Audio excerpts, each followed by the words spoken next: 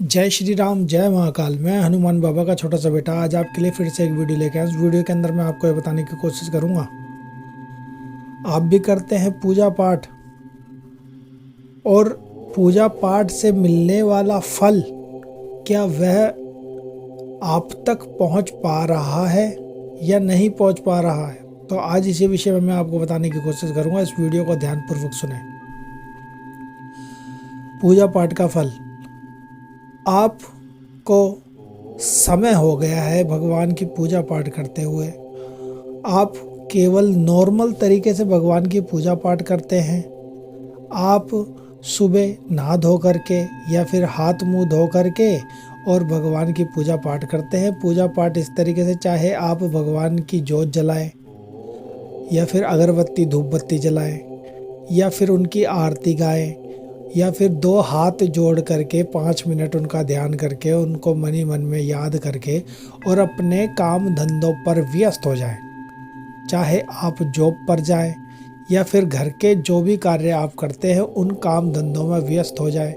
इसी प्रकार से आप कई सालों से पूजा पाठ करते आ रहे हैं और आप कई दफ़ा आपके दिल में ऐसा भी लगता है कि आप जो पूजा पाठ कर रहे हैं उसका फल आपको मिल पा रहा है या नहीं मिल पा रहा। तो आज मैं आपको यही बताता हूँ कि आपको वह पूजा पाठ का फल किस प्रकार से मिलता है।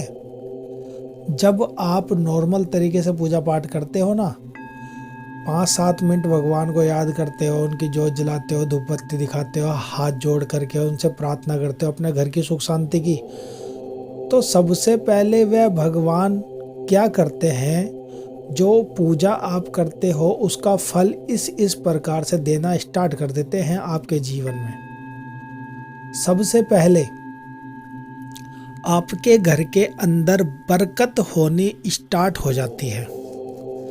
बरकत किस तरीके से, जैसे कि आपके घर के अंदर अन्न धन, अन्न यानी के जो आप खाते पीते हैं, खाने की पदार्थ है, रोटी है, सब्जी है, इन सब के अंदर बढ़ोतरी होना स्टार्ट हो जाती है।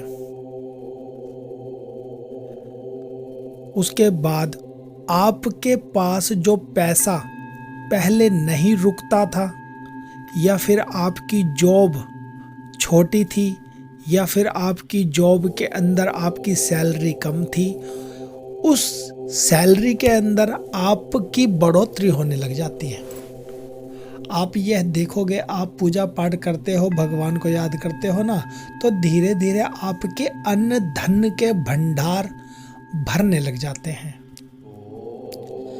आपको वह प्रॉपर तरीके से पता लगता है जब आप धीरे धीरे पूजा पाठ करते हो और उस पूजा पाठ को बहुत समय हो जाता है। आप एक समय, निर्धारित समय पर भगवान की पूजा पाठ करते हैं ना, तो भगवान आपकी सुनते ही सुनते हैं। आप यह ना सोचें कि आपकी नहीं सुनते, आपकी सुनते हैं। आपको हर एक प्रॉब्लम से बचाने का भी कार्य करते हैं। ये नॉर्मल व्यक्तियों के साथ होता है जो नॉर्मल तरीके से पूजा पाठ करते हैं, अपने मन की गहराइयों से भगवान को याद करते हैं, पूर्ण श्रद्धा से उस भगवान पे समर्पित हो जाते हैं और कहते हैं, भगवान हमारे घर के अंदर रोटी रोजगार यूं ही बनाए रखना। आप यह देखोगे, आपके घर पे चाहे कितने भी व्यक्ति आ जाएं, 1 व्यक्ति आ जाए, 2 व्यक्ति, 10 व्यक्ति आ जाए, आपके घर से वह व्यक्ति भूखा नहीं जाता। क्या होता है, आपके जब अन्न धन के भंडार भरने लग जाते हैं ना, तो आपके घर से कोई भी भूखा नहीं लौट सकता। और आप जब किसी भी व्यक्ति को अपने घर से भूखा नहीं लौटाते ना, चाहे वह आपके रिश्तेदार में हो या फिर कोई गरीब व्यक्ति हो जो आपके घर पे मांगने आया हो, तो क्या होता है, जब आप उनका पेट भर करके भेजते हैं ना, उनको खिला पिला करके भेजते हैं, तो उनके दिल से एक निकलने वाली दुआ, वह दुआ इतना कार्य करती है और वह भगवान जिनकी आप पूजा करते हैं, वह भगवान की शक्ति और उस व्यक्ति की दुआ दोनों मिक्स होकर कार्य करती है आपके घर परिवार में बढ़ोतरी करने की। आप यह देखोगे आपके घर के अंदर अनेकों प्रकार की ऐसी चीज़ें आने लग गई है। आप अगर पहले छोटे मकान में रहते थे तो आपको स्वतः ही ज़मीन जायदाद मिलने लग गई है, चाहे आपकी पूर्वजों की हो या फिर आपके किसी रिश्तेदार की ऐसी जायदाद हो, वह आपको स्वतः ही मिलने लग जाती है। आप पहले छोटे घर के अंदर रहते थे, धीरे धीरे आपको नया घर मिलने लग जाता है, बड़ा फ्लैट मिलने लग जाता है, कोठी बंगला मिलने लग जाता है।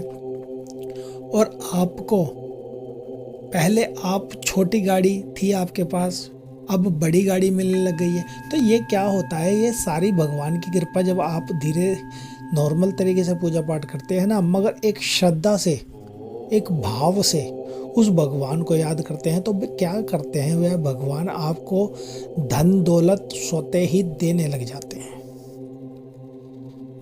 मगर इस दौरान आपको क्या करना चाहिए और क्या नहीं करना चाहिए। आपको जब भगवान आपको देने लग जाते हैं ना सही, तो आपको सबसे पहले अपनी कमाई का 10वां हिस्सा, यानी कि 100% अगर आपकी कमाई हो रही है ना, तो उसके अंदर से 10वां भाग भगवान के लिए आपको निकालना चाहिए। अब आप ये कहोगे कि भगवान को तो पैसे की आवश्यकता नहीं है। नहीं, ऐसी बात नहीं। जो आप 10वां हिस्सा निकालोगे ना आप, वह क्या होगा, उस 10वें हिस्से का आप भगवान के वस्त्र ला सकते हो, भगवान की पूजा पाठ की सामग्री ला सकते हो। आप उस 10वें हिस्से को गरीबों में कुछ खाना खिला सकते हो।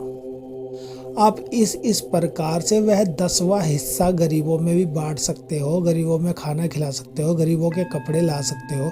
इस प्रकार से आप वह 10वें हिस्से को दान पुण्य के कार्यों में खर्च कर सकते हो।